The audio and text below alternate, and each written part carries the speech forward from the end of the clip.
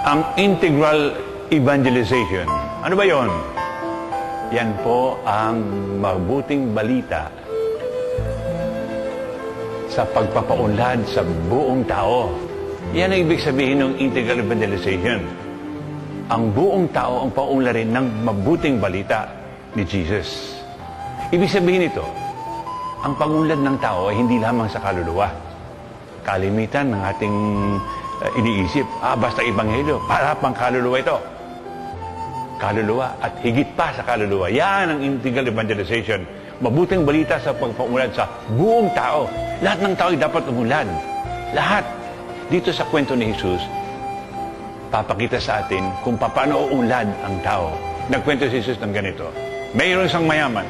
Napakayaman niya. Ang dami niyang pagkain, ang dami niyang pagkaibigan. At parati niyang inaanyayahan to sa pagkainan.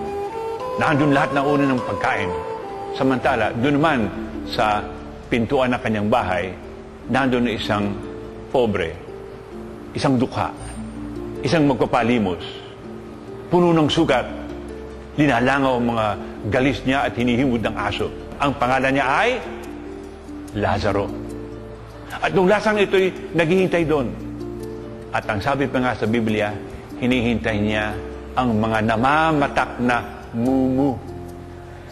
Mumu lang ang hinihingi nito. Sa istorya ni Jesus, ginawa niya.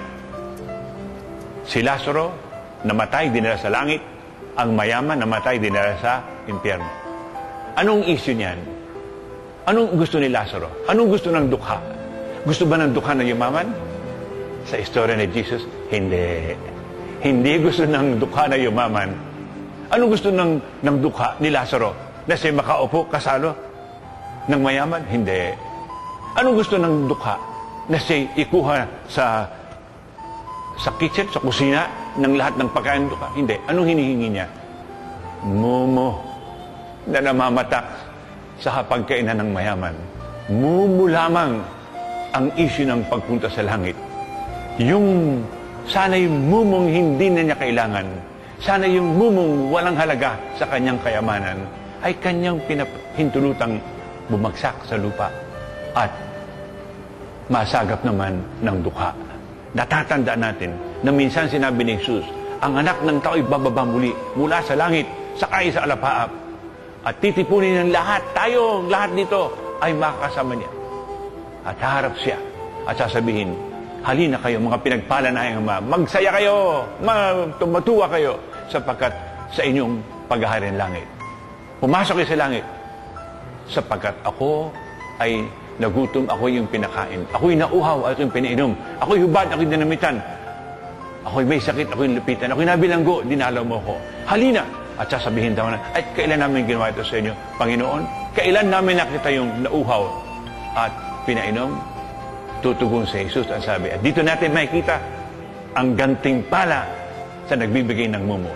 Sabi niya, totoong sinasabi ko sa iyo, hanggat ito ay ginawa mo sa isang dukha, ay ginawa mo sa akin. Halina't pumasok ka sa langit. Kalahating baso ng tubig para sa nauuhaw, ang premyo ay langit. Ganyang kahalaga ang maliliit sa paghahari ng Diyos. Natatandaan natin sa buong Biblia, napakalimit ni Jesus na magkwento bagay sa maliliit. Sa tutunay lamang, yung paghahari ng langit ay parating nagsisimula sa maliliit.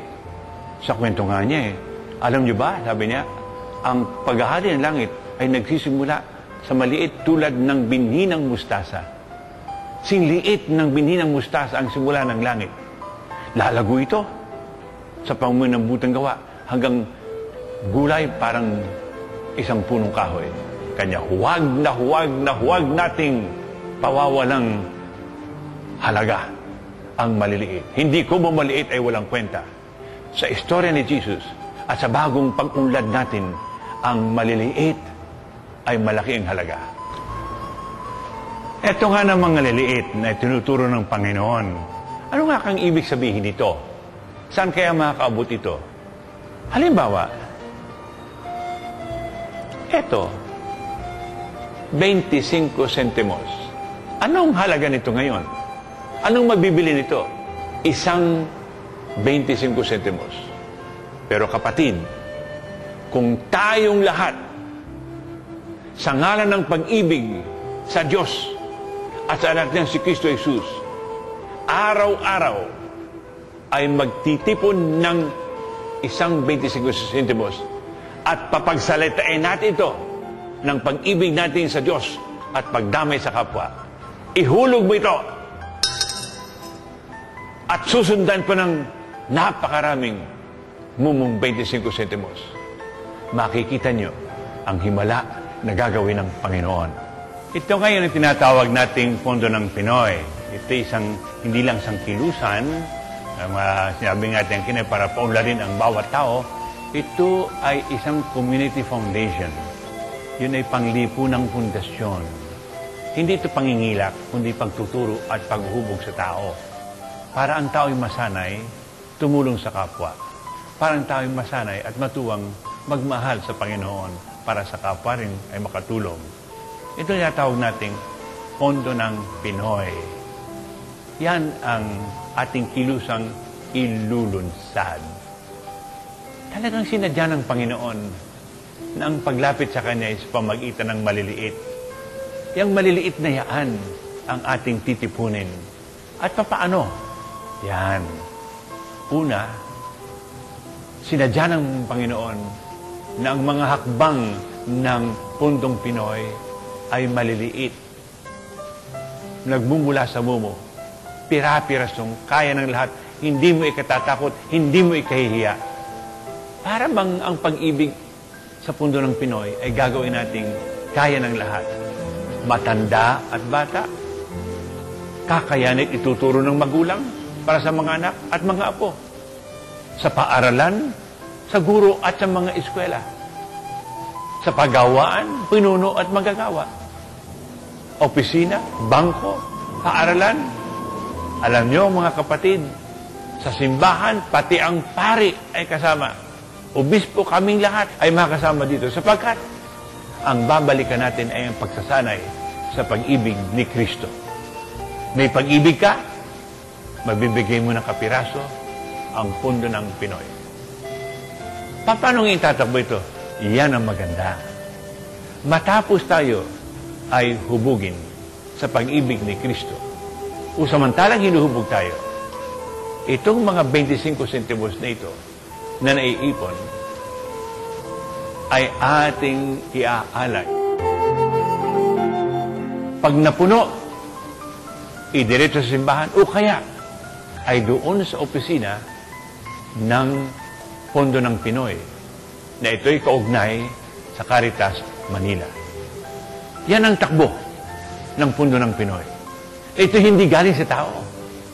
Ito'y inspirasyon galing sa Diyos upang bigyang paraan na yung maliliit pala ay tulungang makatulong sa kapwa-tao. Pumatid uhaw sa nauuhaw, magpakain sa nagugutom, magpaaral sa mga mangmang, maghanap ng mga paaralang maaaring pagpasukan ng mga bata. Gayon din. Bakit nga ba? Pag lumaki na ang naipon ng Pondo ng Pinoy, ihanap ng trabaho o igawa ng trabaho ang mga dukha. Napakaganda nitong binabalak na ito ng mabuting balita na ang mumo pala ang maliliit pag pinagsama-sama sa tulong ninyo, sa pag-ibig ninyo, pati kayo ay patungo sa langit.